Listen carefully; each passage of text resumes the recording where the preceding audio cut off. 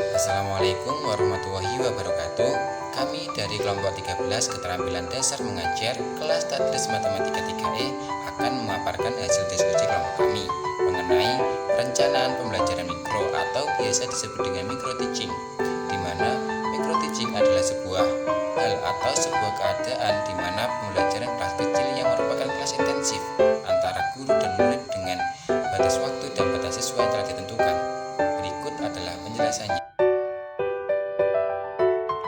Adapun anggota-anggota dari kelompok 13 itu sendiri, yang pertama adalah Saudara Muhammad Adib Saukil Kirong dengan nomor induk mahasiswa 126-204-201-058 dan juga Saudari Anita Liana Nindiasari dengan nomor induk mahasiswa 126-204-203-193. Dalam kesempatan kali ini kami akan menjelaskan mengenai dua sub materi dari materi utama, yaitu perencanaan pembelajaran mikro, yang di sini meliputi hakikat perencanaan pembelajaran dan juga proses implementasi perencanaan pembelajaran. Untuk yang pertama adalah hakikat perencanaan pembelajaran. Kata micro teaching secara etimologi berasal dari dua buah kata, yaitu mikro, kecil, sempit atau mini, dan teaching berarti pembelajaran. Micro teaching adalah kegiatan pembelajaran yang elemen-elemen di dalamnya serba mini, kecil, dan sempit. Adapun jumlah peserta dalam model pengajaran berkisar 5-10 orang dengan waktu pelaksanaan selama 10-15 menit yang terfokus pada keterampilan mengajar tertentu. Adapun fase-fase dalam micro teaching.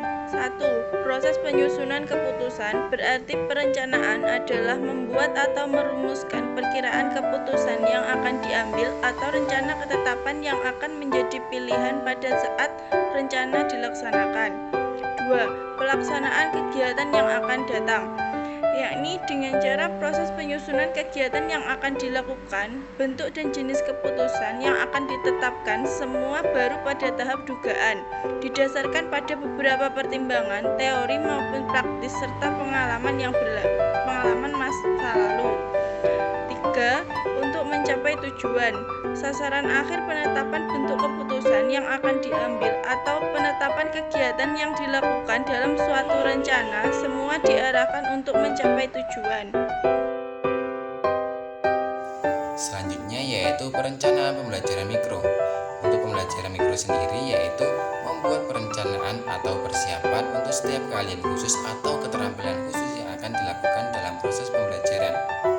Secara keseluruhan, unsur-unsur perencanaan pembelajaran meliputi yang pertama adalah menentukan tujuan, selanjutnya menentukan materi, menentukan metode, dan terakhir adalah evaluasi.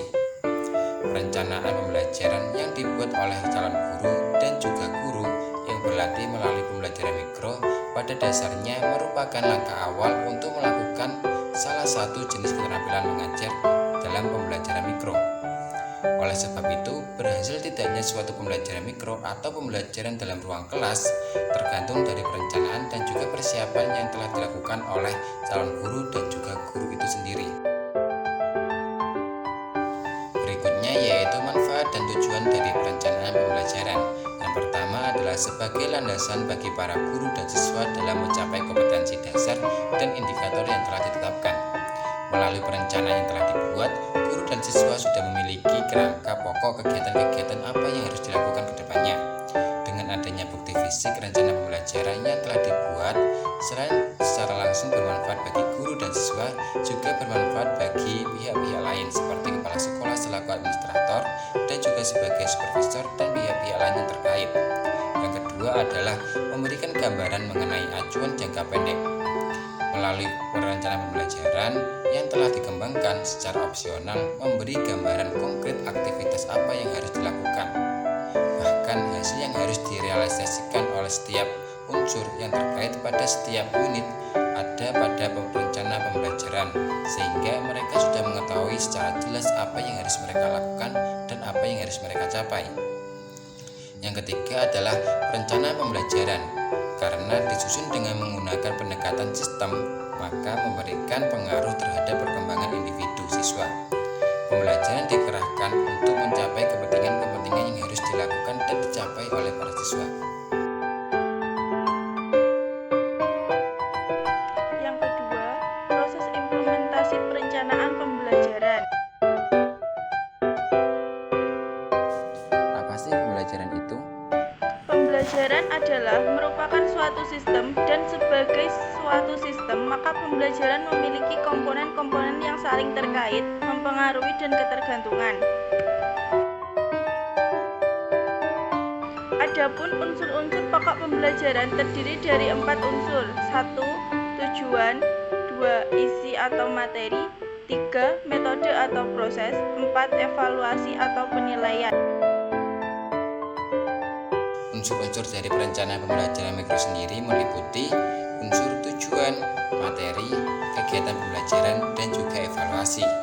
Tujuan pembelajaran adalah sesuatu yang ingin dicapai dalam pembelajaran, meliputi gambaran bagaimana tindakan siswa ke arah yang lebih positif dari sebelumnya, serta mengembangkan bakat dan juga minat yang mereka punya.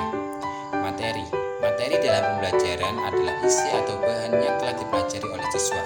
Materi direncanakan, dikembangkan, dan disusun secara sistematis berdasarkan frekuensi dan diorientasikan.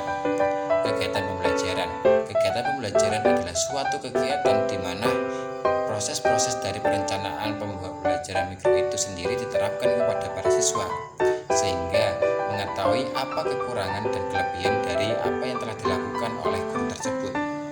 Untuk evaluasi adalah bagian terakhir dalam perencanaan pembelajaran mikro, di mana evaluasi sebagai titik puncak di mana hasil dan juga apa yang telah direncanakan berhasil atau tidaknya ditentukan dari evaluasi kali ini. Cara membuat perencanaan pembelajaran adalah: A. Memperkirakan atau membuat ketetapan tujuan atau kompetensi yang harus dicapai siswa. B. Memilih dan mengembangkan materi atau bahan ajar yang akan dipelajari siswa. C. Mempertimbangkan dan menetapkan jenis metode dan media pembelajaran apa yang akan digunakan. D. Mengembangkan jenis penilaian untuk mengetahui tingkat pencapaian tujuan pembelajaran yang telah dilakukan.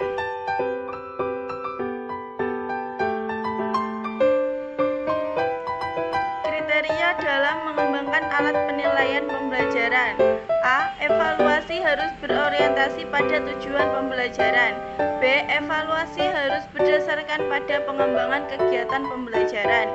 C. Evaluasi harus memperhatikan waktu yang tersedia. D. Evaluasi harus memungkinkan ada kegiatan tindak lanjut.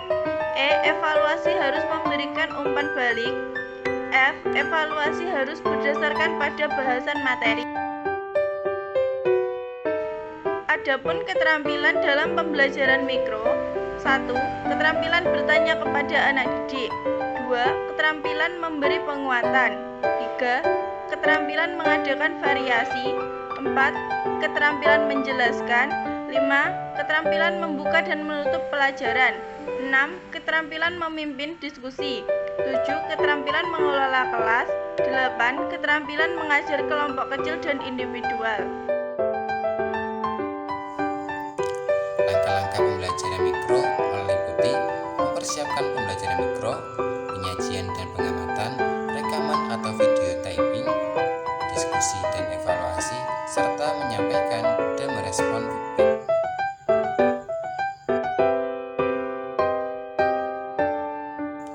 Sekian presentasi dari kelompok kami. Terima kasih. Wassalamualaikum warahmatullahi wabarakatuh.